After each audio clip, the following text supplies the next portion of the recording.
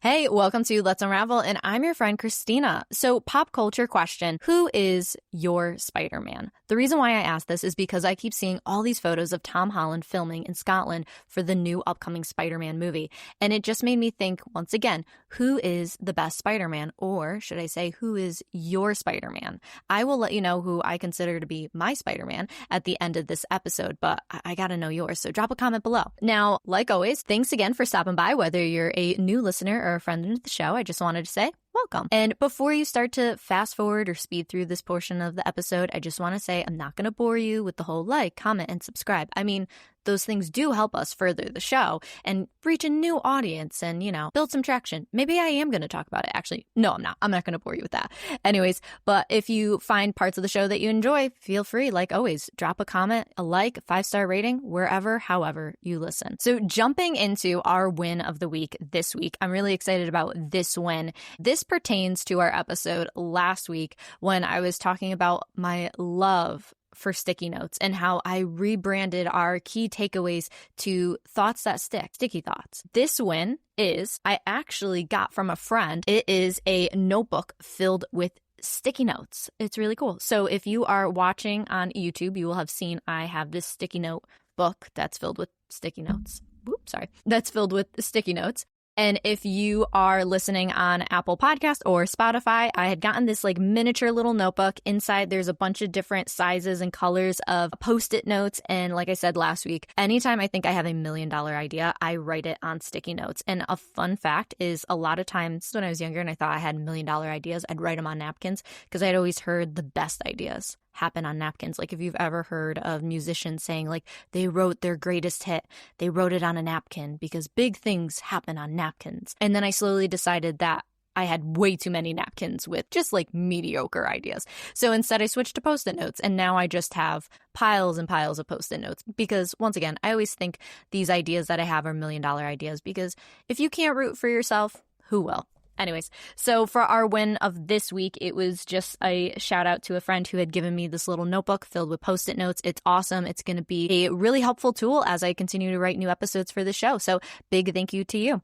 Now, let's dive right into our topic of the week. So what are we going to unravel today? Let's unravel silent surrender. Now, if you're anything like me, whenever I think of the word surrender, I don't really get a warm and fuzzy feeling inside. Actually, I always tend to feel quite uncomfortable at the thought of it. And dare I even say, it almost feels like it could be this dirty word. And the reason why is because growing up, so I have an older brother, and so we're about 8 years apart. And so growing up, we would go over to my grandma's house and we'd have all of our cousins, and we did this family tradition where we'd eat pizza on Saturday night.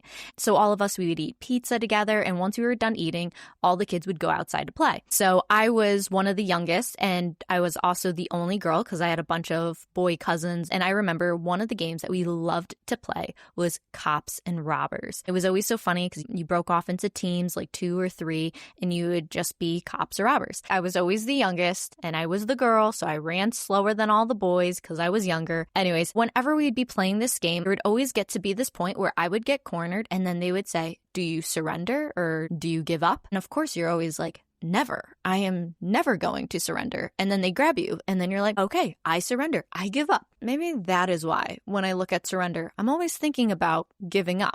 If there's anything that I've learned throughout the course of my early 20s and even mid 20s and even now, my late 20s, surrender isn't about giving up. It's about the art of letting go. And that is something that I think is really unique about surrender. And it doesn't make it any more comfortable to me, I can promise you that. But it does provide a deeper clarity to it. Without realizing it, I had really built a false narrative around surrender. I was so focused on this idea of giving things up when really it was the art of letting go. And what's so interesting about surrender that I have learned in my life is it's humbling. If there's one thing I've learned about the art of letting go is it is in fact very humbling. The reason why I called this silent surrender is because surrendering oftentimes is silent. It's not something that your peers or the people that you love around you are adequately aware of the fact that you are surrendering something or letting something go. A lot of times, and sometimes people are aware, you think about when you start to date somebody and you start to realize things aren't kind of lining up. You guys aren't going in the same direction. Ultimately, there's a breakup. So there is a surrendering and a realizing that this isn't going to work. In moments like that, yes, it's easy to see the surrendering, the art of letting go. But what's worse is when you're in that sticky little situation right prior to dating where you're not quite a something, but you're not quite a nothing. And then there's this moment where all of a sudden it's, if it doesn't pan out, are you ready to let that person go? And that is something about surrender that's so interesting. You know, you can surrender ideas, you can surrender dreams, but surrendering someone that you care about, maybe someone you love, and to let them go. And it's so funny because if there was one quote or one saying that my mom would always say to me growing up, and I'm sure you've heard it a million times over in rom-coms and movies everywhere, is if you love something and you set it free, if it comes back, it's yours. And if it doesn't, it was never yours. Now, don't ask me who said that first. I tried to look it up. I couldn't find out who was the original source. So for now, it's just unknown. But growing up, I heard that phrase everywhere, whether it was my mom, whether it was a rom-com, you name it. It's one of those quotes where you don't mind hearing it in movies, because in a movie, you have about, let's say, 90 minutes, 2 hours, and the whole problem, the whole dilemma gets resolved by the end of it. But to sit in life and to see someone that you pictured your whole world with, and then all of a sudden have to be faced with this moment of you can chase them or you can let them go. Because if you let them go, if they're really yours, they'd come back. That is the worst feeling in the world, because it just feels like slow motion. Everything is slowing down. All of a sudden, all of the Taylor Swift songs just start to make sense. But that's what the unique thing is about surrender. So you have surrender in love, you have surrender in life. You know, if there's one thing I feel like I've learned a lot in my 20s is having to surrender these ideas of what I thought life would look like and what dreams I thought I would have in the process of letting go. Like we said, there's letting go of love, letting go of dreams, there's letting go of expectations. Like I remember I had said something in episode 1 about how life, oftentimes it's like a GPS. You need to have an idea of where you're going so you know how really what roads to take. So letting go of love and having these ideas and these hopes and these dreams, it hurts. And it's a different kind of hurt and it's a different type of pain, you know? The Taylor Swift songs, they all start to make sense. Then you start to experience the hurt and the pain of dreams unfulfilled, passions falling flat, thinking that if you did your best, things would just shake out the way that they're supposed to shake out. So in the process of letting go, I think it'd be really easy to just focus on the letting go, kind of like in the rom-com movies. And I'm not saying that's easier. What I'm saying is there's different types of pain. There's different types of letting go. And if there's one thing I've learned about surrender, one thing I've learned about letting go, is the best way to visualize it is to think of it like a coin. It's like a double-sided coin. And my favorite coin, you know, let's think of like a quarter. So you have heads and you have tails. And if your childhood was anything like mine, where you would get quarters and you would make bets and you'd say heads, I win this, tails, you lose that. I look at surrender like it's heads, and I look at pain as its tails, because surrender is coming to the end of yourself in something. And a lot of times you can't get to the end of yourself, unfortunately, without going through quite a bit of pain. And so letting go, there's so many things that we can let go of. And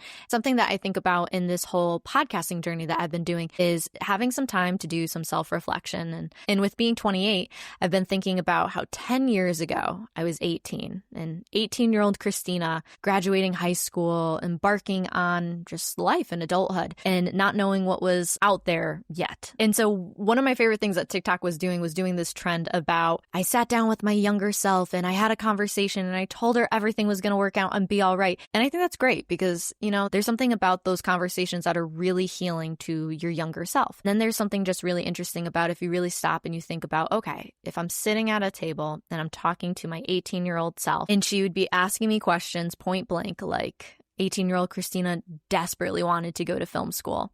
And it'd be like, did you write a script for a movie? Did you get into film production? Did we do all of the things? Did we make it to Paris? Because that was something I was desperately wanting to do when I was younger. And at 28, you know, I get to sit here and I can easily say, no, you didn't go to film school. And no, you didn't write a script for a movie. But what I can say is she did make it to Paris. And it's funny because you can look at those things and In a way, you can feel sorry for yourself where it's like, oh man, I didn't make it to film school. Oh man, I didn't write that script for that movie. What's also the beautiful thing about surrender is you start to realize dreams change and dreams don't always look the way that you initially intended. And I think that is what the beauty of life is. The dreams that we think we have, and then you start to embark and you start to realize, hey, that's not what I necessarily thought I wanted. Things start to course correct. One of the first times I really had to let go of something,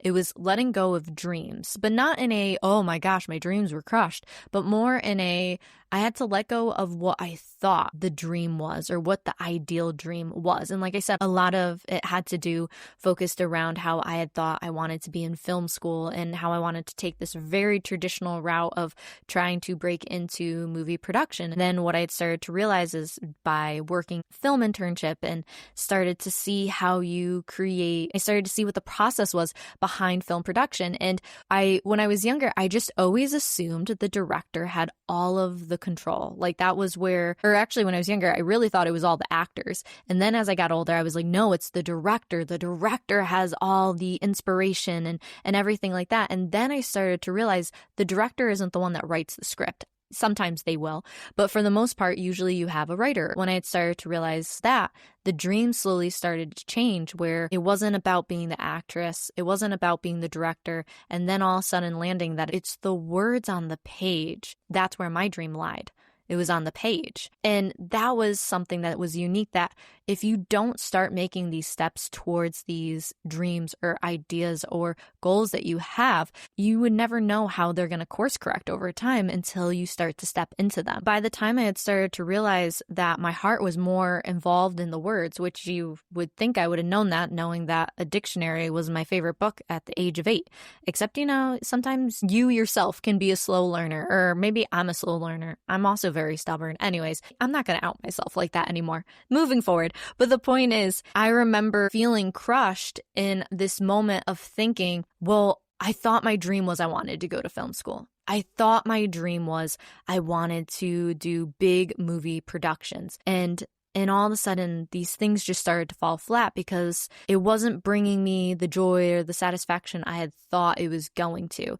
And that was where I had found myself in this moment. And it's so funny because all of these moments of letting go, I'm usually in my car. I was in my old 97 Honda Accord. It was my character building car where I would sit and I would just have these moments where I'd be like, maybe this isn't it. Maybe there's something else out there that I want that isn't necessarily this. And one of the biggest things I've learned about letting go is it looks like loss at first, but it's actually in preparation for a wider future. Oftentimes, you have to let go of something good to get to something better. And it's the same thing in career. It's the same thing in love, that a lot of times you find people and they're saying that they're willing to settle because they're like, well, this person they're good or they're nice. And I remember hearing even this in dating where someone had said, nice is the bare minimum. It's the requirement. Like, this isn't like, wow, his selling factor is he's nice. That was something that genuinely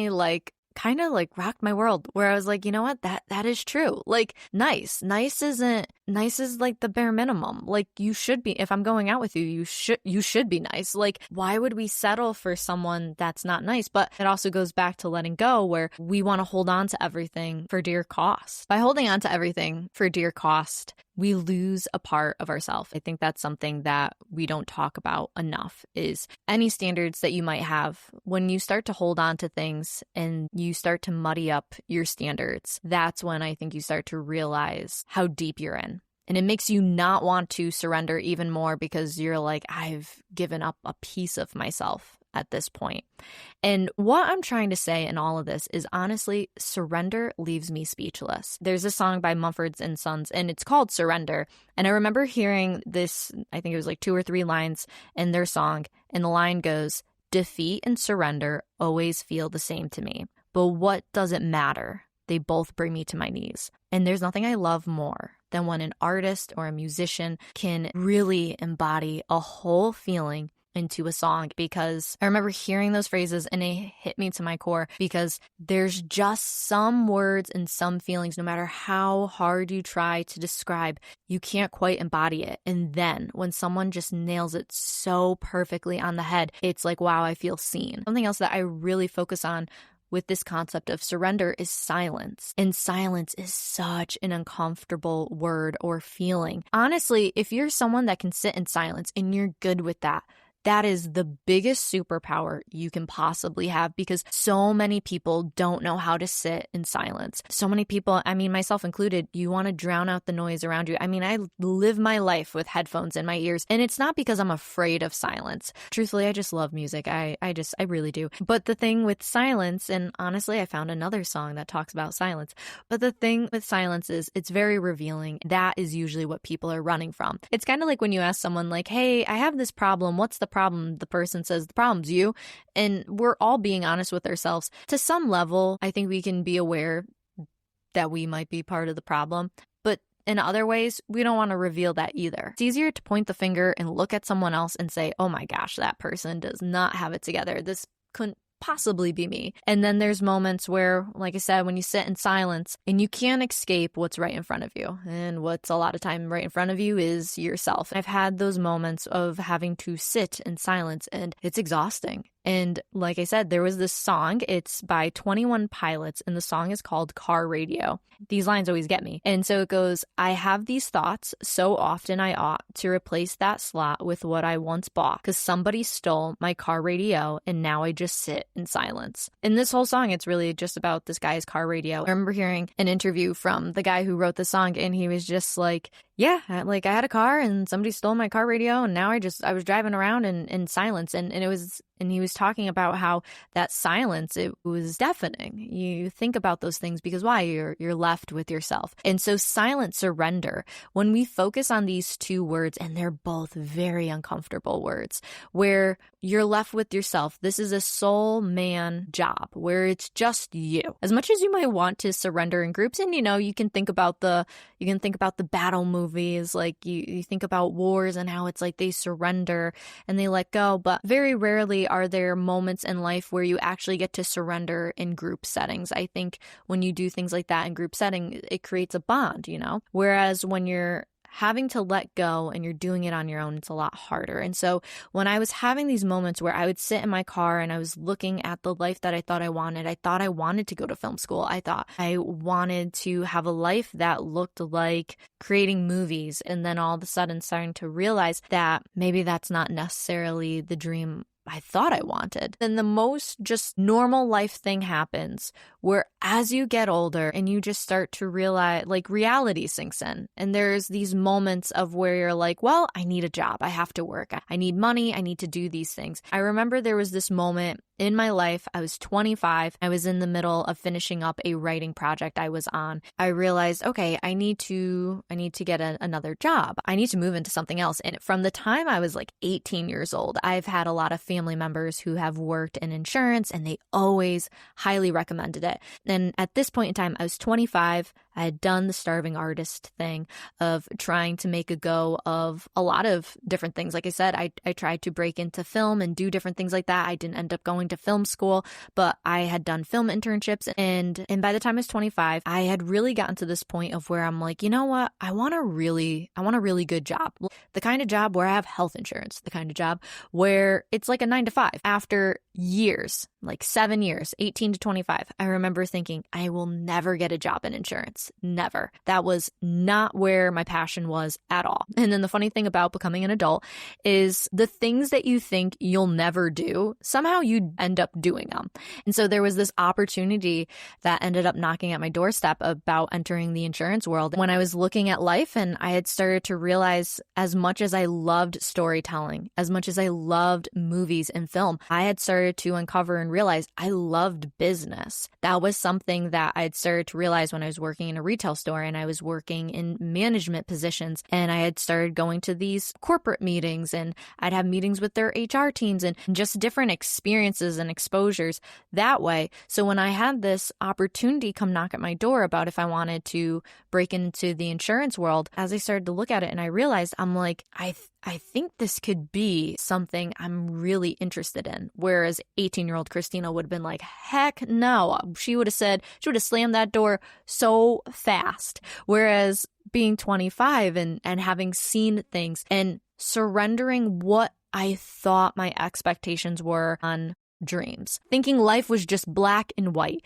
And then all of a sudden having this moment where having an opportunity that ended up propelling me into a whole career, and just saying yes in that moment, was a form of surrendering. It was a form of letting go that whatever my expectations were, whatever my ideals were, I was letting those go so that I could step into something new. And taking that job in insurance drastically changed my life. It gave me mentors, it gave me experiences, but ultimately what it did was it awoke things in me that were dormant. Things where I knew I liked business, but by the time I had come to the end of that experience, I realized how much I loved it. That as much as I loved high-paced environments, I liked the pressure. Honestly, I loved working with high-performing achievers. It was so exciting to be in rooms with big thinkers and having these incredible ideas and then building something out of nothing. It was something that was unlike any experience before. And could I have gotten that on a film set? Sure, because once again, you're creating something out of a nothing.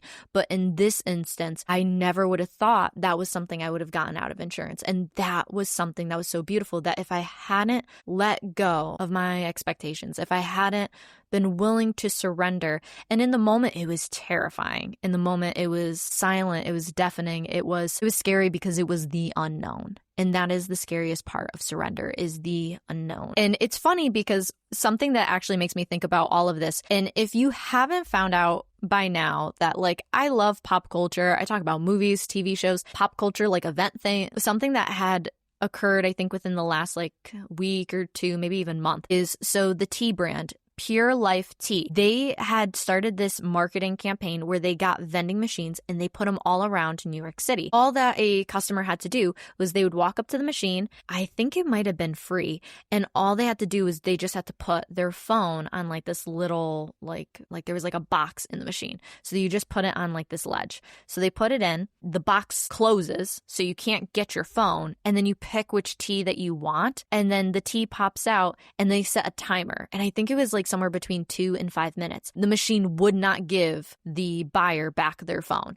And then they had all these couches set up around these Pure Life Tea vending machines. And they're take a tea break. This marketing campaign went viral. This was so popular. And it was so cool because by the end of the time frame, whether it was 2 or 5 minutes, all of these people were wow, I feel really relaxed, because they had removed their phone from them. They had taken this moment of just silence. They didn't have anything to distract them. They sat there. They had to let go of the fact that they weren't going to have their phone. And to think about moments like that, where how often are we allowing ourselves to sit in silence? And how often are we actually letting go? Picking our hands up and just letting go. And don't get me wrong, I can be a control freak about things. I mean, I can be a perfectionist. I mean, I look at this whole podcast and I would have loved to have everything planned out to the nines. And one of the biggest things I learned from working at a startup is no matter how much you plan, things never go to plan. That was something I had to learn. And even in moments when I had been so burnt out that it felt impossible to get up in the morning, to keep working, and there was just a part of me that was slowly saying, you have to let go. It was letting go of control. I had to let go of control. I had to surrender this idea of control and trying to make everything come together. And there's so many ways and there's so many places where you can surrender. And going back to the idea of surrendering love, I mean, you can look at the show, The Summer I Turned Pretty. It's been the summer show for the last 3-4 years now. And you look at the main characters, you look at Belly and Conrad and Jeremiah. And I did ask you for which team you're on last week. If you missed last week's episode, drop a comment below. Let me know what team you're on, Conrad or Jeremiah. But when you look at them, and I also, after watching the first season of the show, I went out and bought all 3 books and read all of the books because I had to know how it ended, because control freak. Anyways, but when you look at Conrad, even in this latest season, and you see it in season 1 and you see it in 2, and there's such a deep love and connection and loyalty to Belly that he has,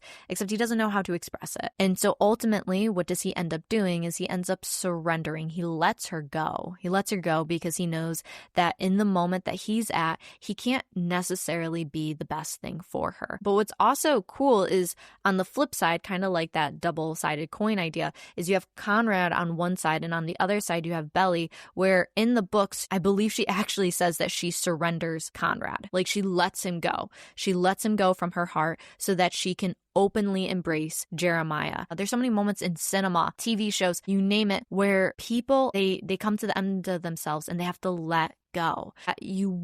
There's a natural part where you have to work really, really hard to obtain certain things. But if there's been one thing that I've learned is the more you chase someone, the more you'll chase them continuously. And if there was one moment that stopped me in my tracks is in this moment, like with Belly, she's chasing after Conrad. I think a lot of girls can relate to this moment, and guys, where there's this moment where you're chasing after someone or something, and all of a sudden you stop. And there's a great line from the movie My Best Friend's Wedding, where Julia Roberts' character is chasing after the groom and the groom is chasing after his bride. And she is on the phone with like her best friend and she goes, "I'm chasing after the groom." I can't remember his name. "I'm chasing after the groom." And he goes, "Who's chasing you?" And all of a sudden she stops and she realizes, oh my God, no one's chasing me. And that's the point.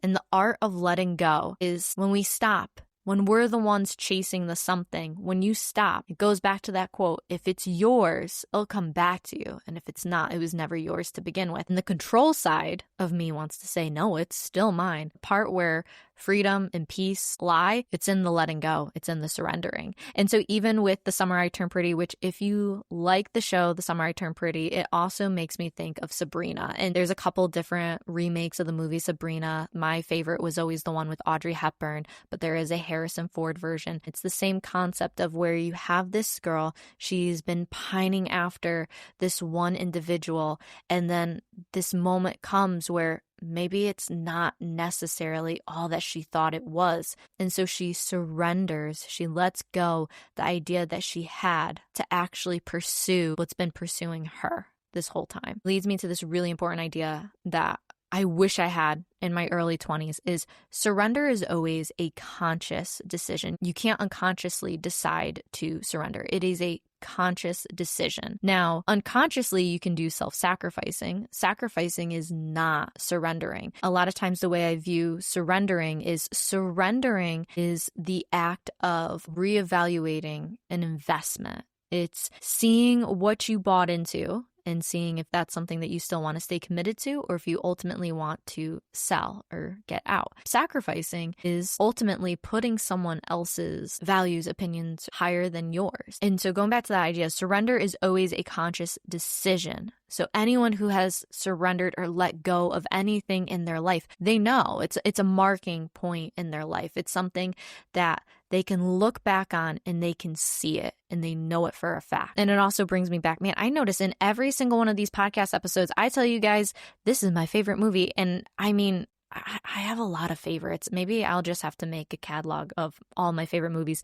But it actually leads me to another one of my favorite movies. And it was The Devil Wears Prada. I love this movie so much. So in the top of the episode, I had mentioned how 18-year-old Christina had desperately wanted to go to Paris. And I had said 28-year-old Christina had in fact made it to Paris. Fun fact, my international flight, I watched The Devil Wears Prada because it was one of my favorite movies. There's this really iconic scene in The Devil Wears Prada. It's at the end of the movie. So you have Meryl Streep's character, who is Miranda Priestley, and you have Anne Hathaway's character, who is Andy. And there's this moment where they're driving around Paris and they're in this car and Andy is confronting Miranda Priestley's character and just saying, I couldn't do all the backbiting things that she's done and the undermining and all these things. And it's so funny because Meryl Streep's character says to Anne Hathaway's character and says, you already did it. Like, I don't know what you're talking about. And in that moment, Anne Hathaway is like, I didn't do it. She goes, I didn't have a choice. And Meryl Streep's character is like,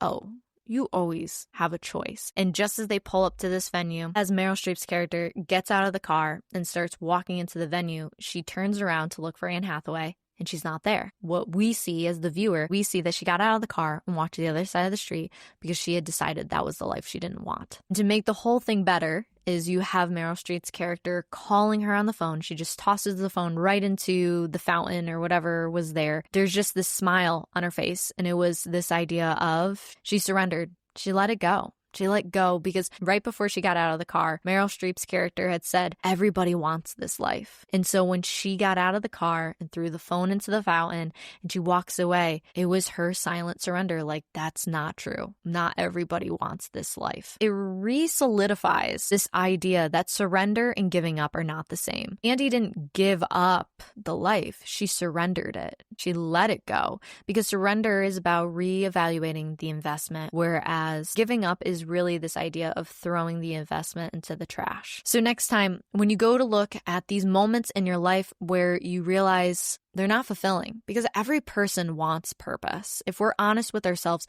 we want purpose. We want to know that what we're doing matters, that as we show up, these things matter to us greatly. And when they're not really serving this purpose that we long for, we do have to find a way to surrender those things too. And letting go creates more ground for us to eventually obtain what it is that we long for. And in those moments of surrender, there has been one thing that I've learned is loyalty is actually like a best friend or a very close ally to surrender, because in those moments when you're letting things go and it almost feels as though you have nothing, you'll be amazed to see who are the people that actually show up for you. And sometimes it's not the people you would expect, but then you realize those are the people that are the most loyal to you or for you. In those journeys, you find the parts of you that are loyal to yourself. And while you're in the precursor to surrender, in the precursor of letting go, you sometimes muddy your own standards. So to step into this moment of solitude, silence, and to step into surrender, you can have moments where you have loyalty to yourself again. You can rectify those muddied standards that you once had. Moving into my favorite part of every episode is summarizing this whole episode into a single phrase. I would say surrender is the silver lining to power. What that means is oftentimes you don't know how powerful you are until you've surrendered, until you've let go. And all of the sudden, you find you had a lot more power than you thought you did. It's the silver lining. It's the moment that just before you think you can get to the other side, when you surrender, you'll be amazed at how powerful you actually feel, because it's a form of taking accountability. It's a form of seeing in a new vision. It's like wearing glasses for the first time. 20/20 vision. You can see things from a whole new side, and ultimately it provides you with a new lane of power. And so, like I had said last week, to move into our key takeaways, but now that we've rebranded them to our sticky thoughts, or should I say our thoughts that stick, about silent surrender. Let's start at the top. It's the art of letting go. 2, surrender is like a coin. One side is letting go and the other is the pain of the battle. 3, what starts as loss transforms into preparation for the next phase. And lastly, but certainly not least, surrender is the silver lining to power. So thank you so much for hanging out with us today, and thank you for unraveling silent surrender and just letting me go off on some tangents about some of my favorite movies and TV shows along the way. So I would love to connect with you more. You can connect with us on Instagram, TikTok, and YouTube at Let's Unravel Pod. Now, if you found a piece of the show that really resonated with you, please drop a comment, a like, or a subscribe on any of the platforms that you might listen to. And all of your comments and likes go a really long way on helping us reach a new audience and continue all of this momentum moving forward. Like I said, it helps us reach a wider audience and just build more friends within our community. Also, please don't forget to hit that follow or subscribe button wherever you might listen to stay up to date on all new episodes. We have new episodes every single Thursday. I guess it's that part of the episode where I tell you who my Spider-Man is. Now, I do need to just have a caveat. Andrew Garfield, I love him. I will always love Andrew Garfield, but my Spider-Man is in fact Tom Holland. I'm sorry, it had to be said. Anyways, thank you so much for hanging out. I'll see you again next week. So talk to you later. Bye.